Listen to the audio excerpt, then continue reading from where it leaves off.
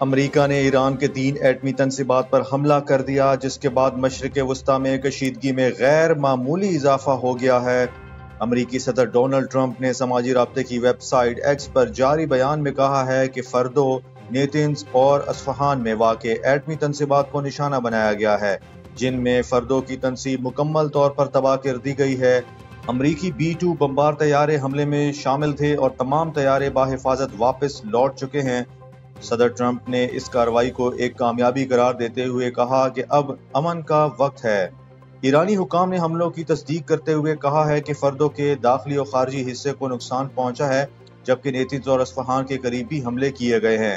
تاہم ایران نے دعویٰ کیا ہے کہ حملے سے قبل تینوں جوہری تنصیبات خالی کرا لی گئی تھیں اور وہاں کوئی مواد موجود نہیں تھا جو اخراج یا بڑے نقصان کا سبب بنے۔ اصفہان کے نائب گورنر نے بتایا کہ حملے کے وقت کاشان اور اصفہان میں فضائی دفاعی نظام فعال کر دیا گیا تھا۔ دوسری جانب یمن کی حوثی تنظیم انصار اللہ نے امریکی حملوں کو جنگ کا آغاز قرار دیتے ہوئے خبردار کیا ہے کہ اب مار کر بھاگنے کا وقت ختم ہو چکا ہے۔ تنظیم نے واضح کیا کہ جوہری تنصیبات پر حملہ جنگ کے خاتمے کی نہیں بلکہ آغاز کی علامت ہے۔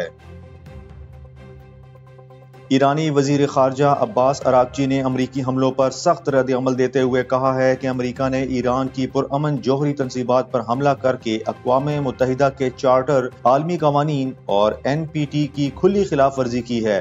انہوں نے ان حملوں کو افسوسناک، قابل مذمت اور خطرناک قرار دیا۔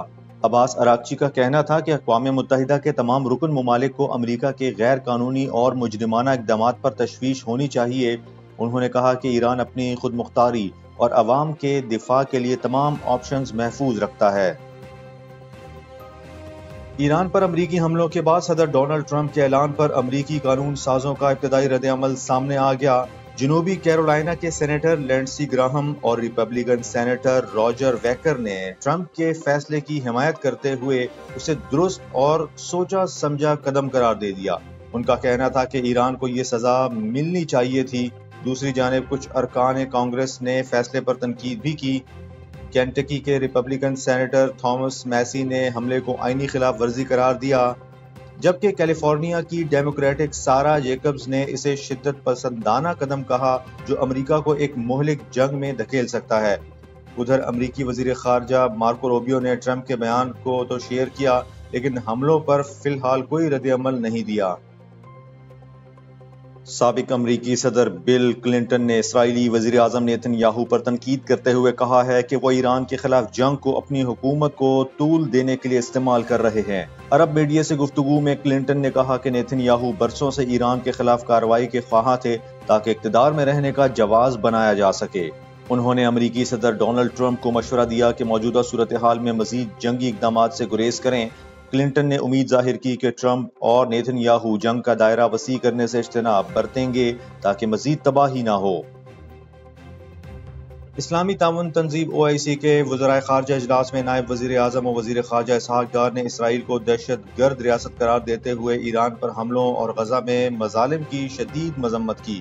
استنبول میں خطاب کرتے ہوئے انہوں نے کہا کہ اسرائیل کی کارروائیاں مشرق وسطی اور عالمی امن کے لیے خطرہ ہے۔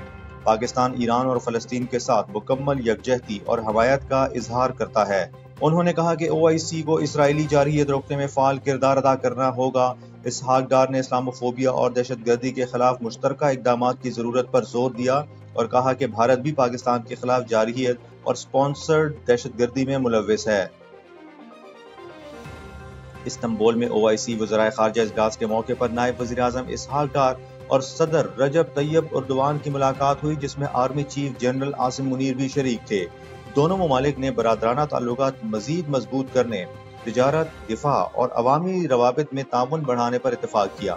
رہنماؤں نے اسرائیلی جارحیت کی مذمت کی اور ایران کے دفاع کے حق کی حمایت کا اعادہ کیا۔ غزہ میں انسانی امداد کی فوری فراہمی پر زور دیا گیا۔ اسحاق ڈار نے صدر اردوان کو OIC ایوارڈ پر مبارکباد بھی دی۔